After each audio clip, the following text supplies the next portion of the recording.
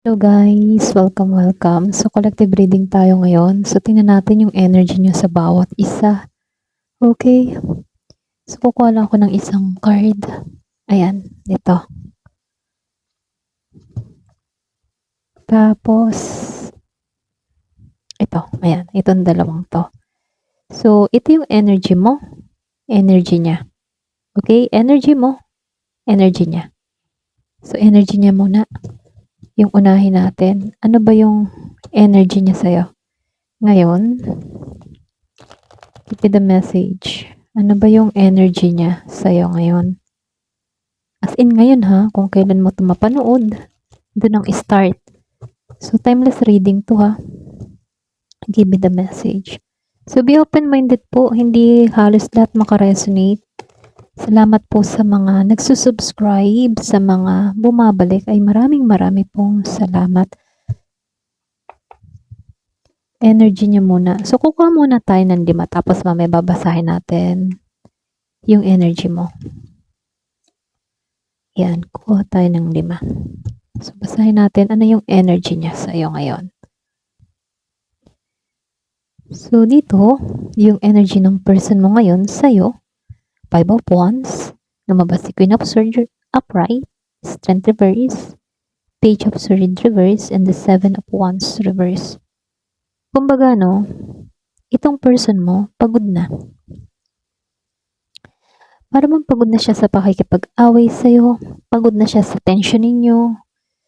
Posible, gusto na ng tao na to na iwasan na yung mga ganong sitwasyon, ano. Hindi niya na gustong palakihin pa, okay? Kung ano man yung naging alitan nyo, ano man yung hindi pagkakaunawaan nyo, gusto na ng tao na to ng peace sa'yo. Para bang gusto niya na makipagbati. Yun. Yung tipo na, bati na tayo. Ayoko na ng away. Ganon. Ganon yung energy niya. So, dito, no, para bang ikaw, tinitingnan ka niya bilang isang taong matalino. So, ikaw yung tingin niya na diretso ka, wala kang paligoy-ligoy, alam mo yung gusto mo. Okay? So, maaari rin ito din yung nagpapahiwatig na sinubukan naman ng taong ito na maging logic sa sitwasyon ninyo, no? Kumbaga, ayaw niya kasi magpadala din sa emosyon. Or pwede rin ganun yung tingin niya sa'yo, no? Ayaw magpadala sa emosyon. Para bang kita ka niya na matatag ka. Ganun, okay? So, lumalabas din dito, no? Pero hindi maiwasan, nagkakaroon siya ng insecurity kasi very confident ka. Matalino ka. Ano? Para siyang kulang ng lakas ng loob pagkaharap ka. So, posible gusto ng tao na ito na gumawa ng hakbang pero kulang talaga siya sa confident kasi kita niya confident ka tapos siya hindi. So, natatakot siya sa magiging resulta, no? Kung lalapit siya sa'yo. Kaya dito, lumalabas para bang meron siyang mga bagay na, alam mo yun, hindi niya masabi. Kumbaga, hirap siyang ipahayag yung kanyang saloobin, nararamdaman. Hirap siyang ipahayag yun ng maayos sa'yo. Andun yung pag-iingat, hindi maiwasan yun. Talaga nag-iingat siya. Pero may time, may pagka, overthinking, okay? May time na nagdududa siya or para bang nagmamasid-masid na lang sa sitwasyon ninyo. Kaya itong taong ito, para ba siyang nagmamasid-masid bago siya kumilos, okay? Ganun yung energy niya. Pero kung tutusin para bang kung siya yung matasang ego sa inyo or ma-pride sa inyong dalawa, unti-unti niya nang binababa yung ego na meron siya. Para bang kung siya yung defensive, unti-unti niya nang binababa yung defensive. Para bang nabubuksan yung kaisipan niya na tingnan din kung ano yung panig mo. Ganon. Para bang inoobserbahan niya yung nangyayari sa inyo. Para bang siya nag-isip dito kung na imbis na makipag-away, lumaban sa'yo, na wala din naman mangyayari, parang gusto na lang niyang bitawan yung stress or hindi makipagtigasan sa'yo. For example, siya ma-ego, ikaw ayaw mo din magpatalo. So ngayon dun niya nare-realize, walang pagkakasundo kung isa sa amin hindi bababa. So ngayon para siya napapaisip na kailangan ko mag-adjust para makuha kang muli. Ganon, okay? Kumbaga itong tao na to sa ngayon, para bang gusto na lang na niyang umiwas sa gulo.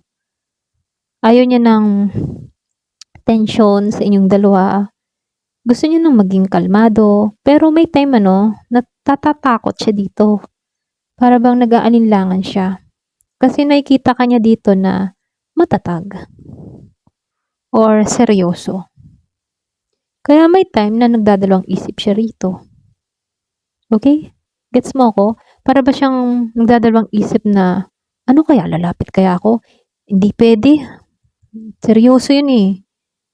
Mahirap yung kumbinsihin. Alam mo yun? Ganon. Mahirap kang kumbinsihin. Parang mahirap siyang lapitan ngayon. Masyado siyang seryoso. Kung ako'y pa-easy-easy lamang, baka ikat ako nun. Ganon. Ganon yung energy niya, no? Kumbaga, ganon kanya tingnan. Kaya siya dito, alam mo yun, napapaisip siya, ay, wag na lang ako lumapit kasi baka hindi yung maniwala sa akin. Kasi ikaw, matalino ka eh. Okay? Alam ng tao na to na pwedeng mabasa mo siya. Okay? Pwedeng ikaw, malakas yung intuition mo, malakas yung kutob mo, seryoso ka. Or pwede rin binabasa mo yung ikikilos niya. So siya, ganun din sa'yo, binabasa ka din niya, kilala ka niya. Kaya dito parang napapaisip siya, ay wag na lang, seryoso yun eh. Baka mamaya hindi ako tanggapin. Eh lalo-lalo na kung takot to sa rejection. Okay? Ayan, ito na yung nakikita ko, no?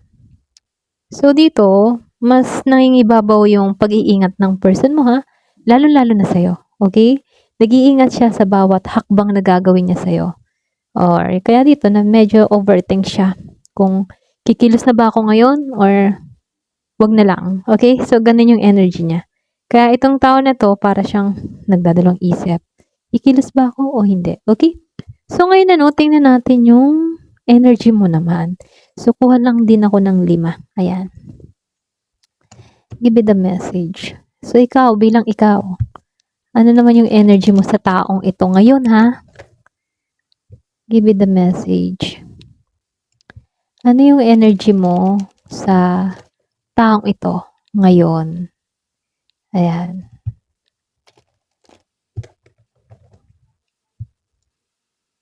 Energy mo naman ngayon. So, tingnan natin Ito yung nakaka-excite na part kasi malalaman natin kung ano ba yung energy mo naman sa taong ito.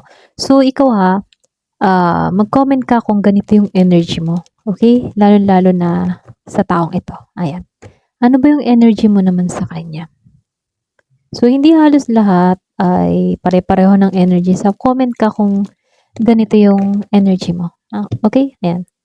Start na tayo. Ano ba yung energy mo sa kanya? Give me the message. Ano yung energy mo sa kanya? Ayan, pasensya na po ulit-ulit tayo. The Fool. Ace of Wands reverse. 5 of Wands reverse. Magbabase tayo sa energy hindi po sa zodiac sign. So, comment ka kung ganito yung energy mo. 10 of Swords. Upright. Okay. So, dito, lumabas si The Fool.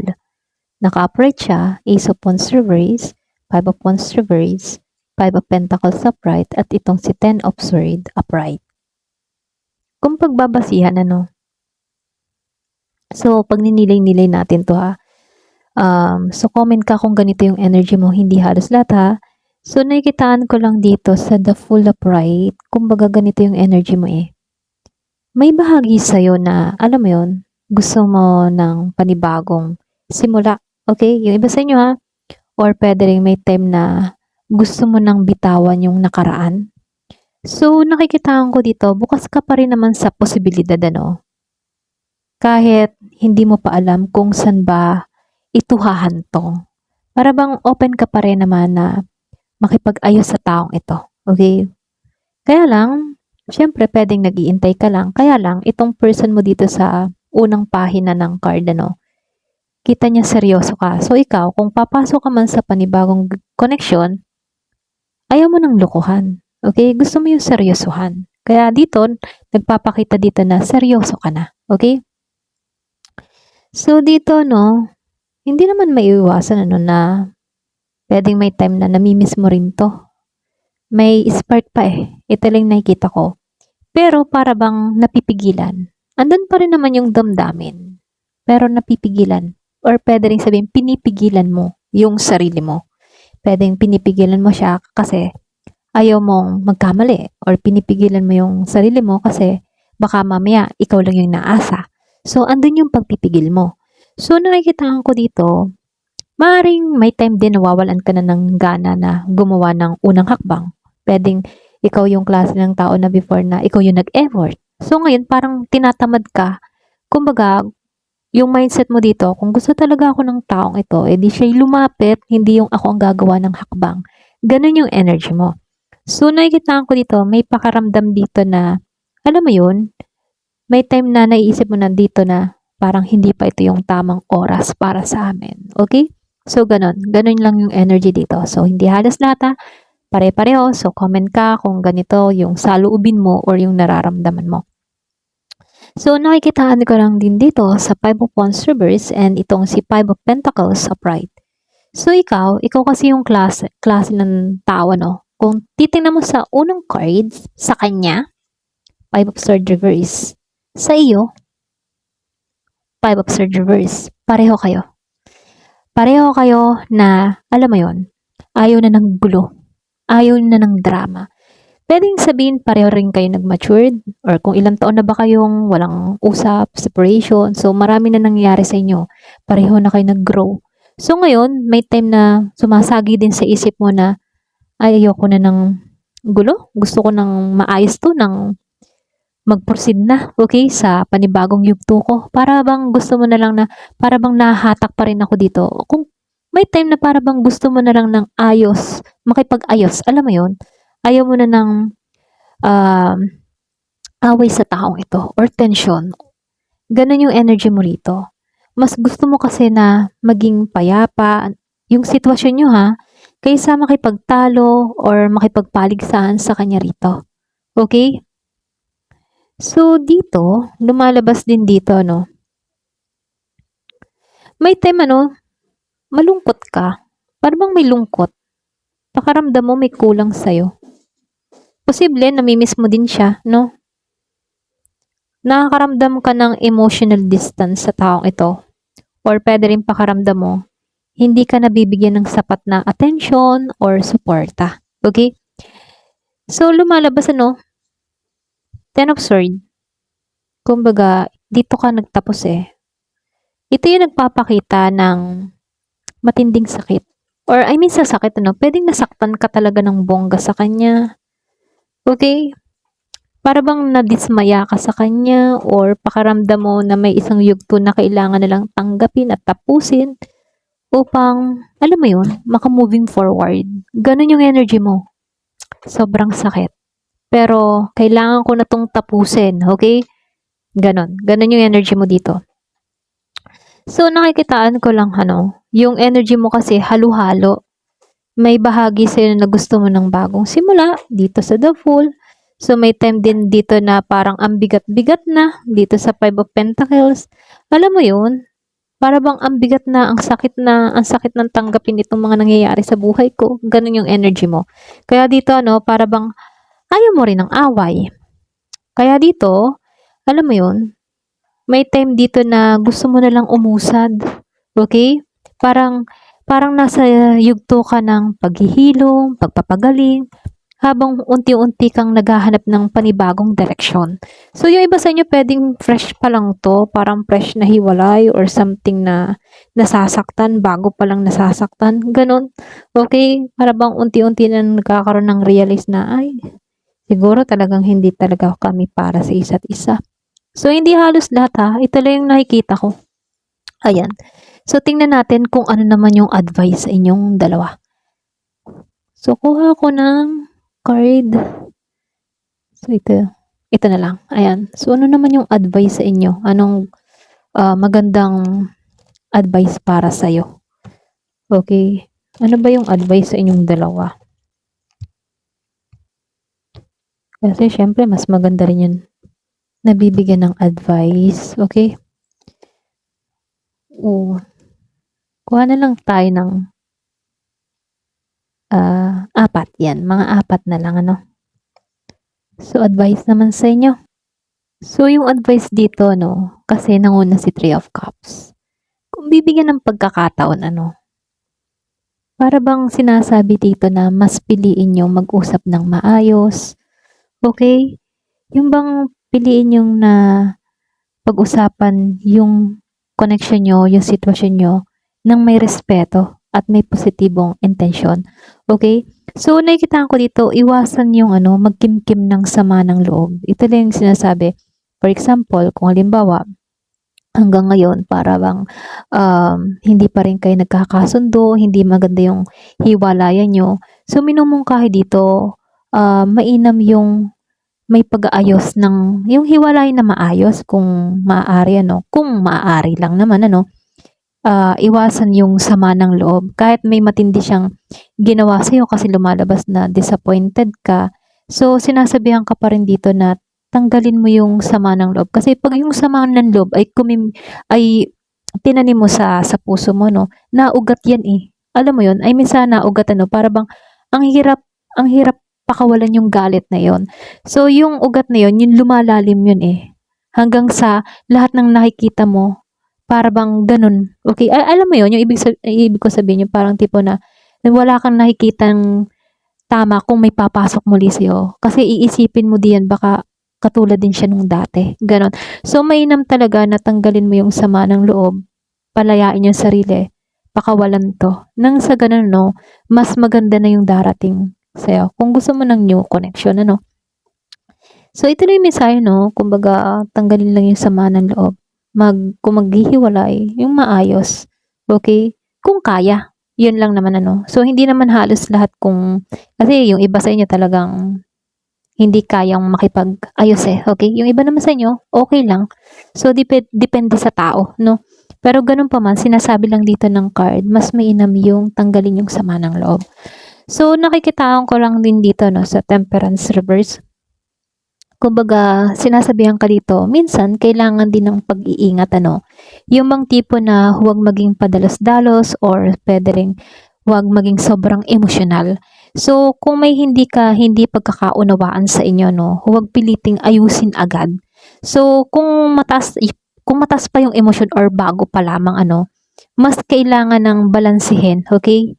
At bigyan ng mahabang pasensya. Kasi dito, kung halimbawa, hindi mo talaga kaya makipagkasundo, lumabas naman si Temperance, huwag magmadali, okay? Kumbaga, hayaan na lang muna. Lilipas din yan. Ganon. So, dito, nakikitaan ko lang si Strength.